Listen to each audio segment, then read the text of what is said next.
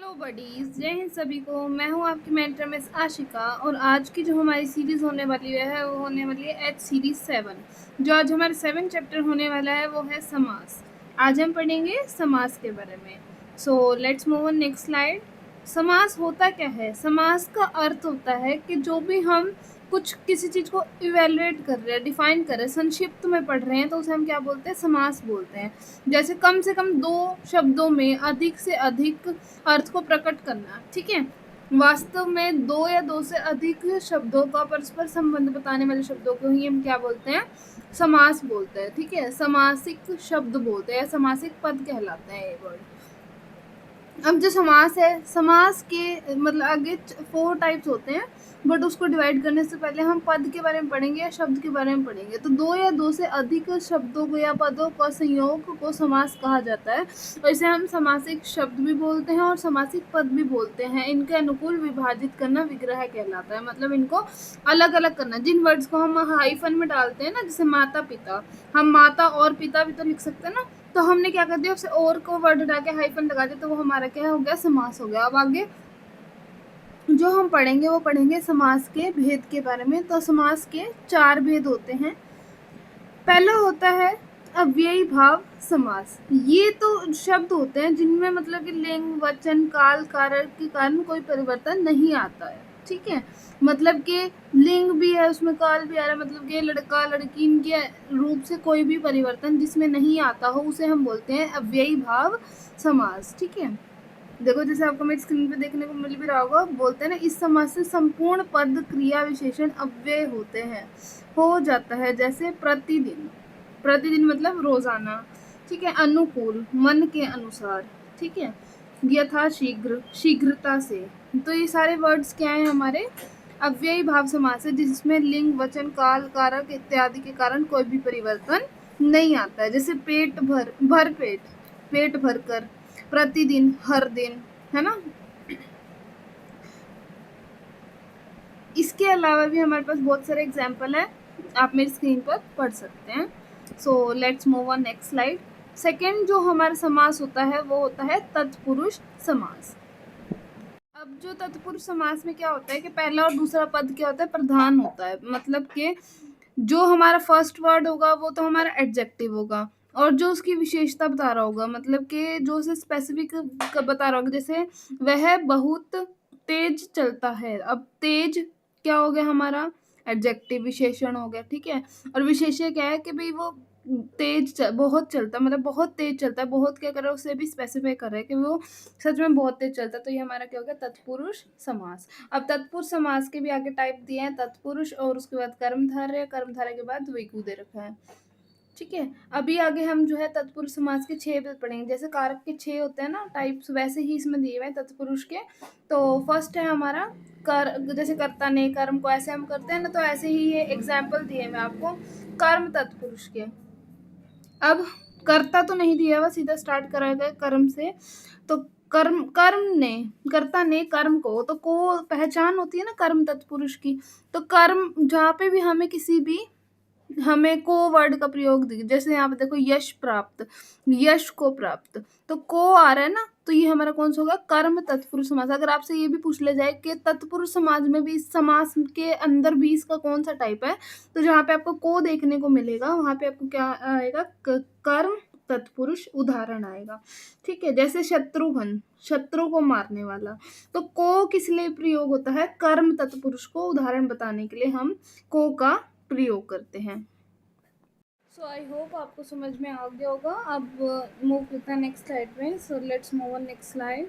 अब जो हमारा तत्पुरुष समास का दूसरा पार्ट है वो है कर्ण तत्पुरुष समास। तो कर्ण तत्पुरुष, जैसे कर्ता ने कर्म को, कर्म में हमने को पढ़ा, कर्ण से। अब जहाँ पे से आ जाए किसी भी, जैसे अकाल पीड़ित, अकाल से पीड़ित, ठीक है। करुणा पूर्ण, करुणा से पूर्ण, जहाँ पे से आ जाए तो उसे हम क्या बोलेंगे? कर्ण तत्पुरुष समास। नेक्स्ट है हमारा संप्रदान तत्पुरुष समास। संप्रदान तत्पुरुष समास के लिए हम के लिए प्रयोग करते हैं।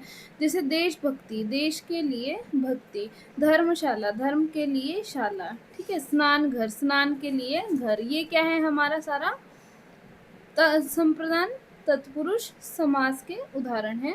अब जो नेक्स्ट पार्ट है वो है अपदान तत्पुरुष समास। तो अपदान तत्पुरुष समास में जैसे हम संप्रदान में के लिए प्रयोग करते हैं, ऐसे हम इसमें से प्रयोग कर रहे हैं। अब आप कहेंगे मैम कर्ता ने कर्म को कर्ण से, कर्ण में भी तो से आ रहा था ना, तो इसमें और उसमें क्या डिफरेंस होगा? इसमें जो हमारी मतलब वर्ड्स है उसके बीच में सिर्फ से ही का ही प्रयोग होगा, ऐसे से ही वर्ड का ज़्यादातर प्रयोग होगा, ही भी इसके साथ प्रयोग किया जाएगा। जैसे कर्महीन, कर्म से हीन, ठीक है। किसी किसी चीज़ को नेगेटिवली लेना तो वो हमारा अपदान तत्पुरुष समास के अंदर आता है। तो ये उसका उदाहरण है, आप आगे से रीड कर सकते हैं। So let's move on next slide. तो नेक्स्ट जो हमारा है वो है संबंध तत्पुरुष के उदाहरण, ठीक है। अब आपदान के बाद संबंध तत्पुरुष का उदाहरण दिया हुआ है। अब इसमें क्या है, जैसे विद्याभ्यास, विद्या का अभ्यास, जहाँ पे का वर्ड का प्रयोग हो वो हमारा आता है संबंध तत्पुरुष समास के अंदर, ठीक है। सो आगे आप इसको रीड कर सकते हैं। गंगा जल, गंगा का जल, जहाँ पे का वर्ड का प्रयोग हो रहा हो। छात्रावास, छात्रा का आवास मतलब छात्रों के रहने की जगह, तो इसे हम क्या बोलते हैं? संबंध तत्पुरुष के उदाहरण, जहाँ पे का वर्ड का प्रयोग हो जाए। So let's move on next slide. जो अब हमारे पास है वो है अधिकरण तत्पुरुष समास। अधिकरण तत्पुरुष समास क्या होता है? ग्रह प्रवेश, ग्रह में प्रवेश, में या पर जहाँ पे वर्ड का यूज़ हो बीच में, उससे हम बोलते हैं अधिकरण तत्पुरुष। वही सेम कारक वाले हैं, जैसे कर्ता ने कर्म को कर्ण से, ठीक है। सापदान के लिए अधिकरण कागे की, ठीक है। अधिकरण में जहाँ पे में और पर आ जाए, ठीक है। संबंध, संबोधन, अधिकरण, ये सब क्या है? आपके कारक की जैसी है। तो अगर आपको कारक अच्छे से आते हैं तो आप समास में भी कोई आपको दिक्कत नहीं आएगी, सेम ही है, बस विग्रह करना होता है। एक वर्ड दे देंगे आपको, उसे मतलब कि आपको दो पार्ट्स में स्प्लिट करना होगा, का लगा के, में लगा के, की लगा के। तो ये हमारा क्या है? जहाँ पे में और पर का प्रयोग हो उसे हम बोलते हैं अधिकरण तत्पुरुष समास। जैसे आत्मनिर्भर, आत्म पर निर्भर, ग्रह प्रवेश, ग्रह में प्रवेश। तो ये हमारे क्या है? अधिकरण तत्पुरुष के उदाहरण है। So let's move on next slide.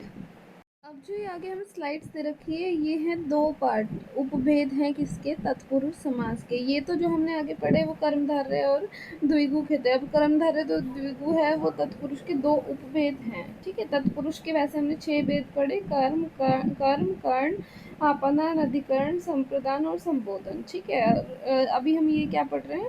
उपभेद पढ़ रहे हैं कर्मधारय के। तो कर्मधारय के पहला जो उपभेद होता है उसे हम बोलते हैं कर्मधारय तत्पुरुष। मतलब तत्पुरुष समाज का जो पहला उपभेद है वो है कर्मधारय समास। तो कर्मधारय समास के बारे में हम पढ़ रहे हैं।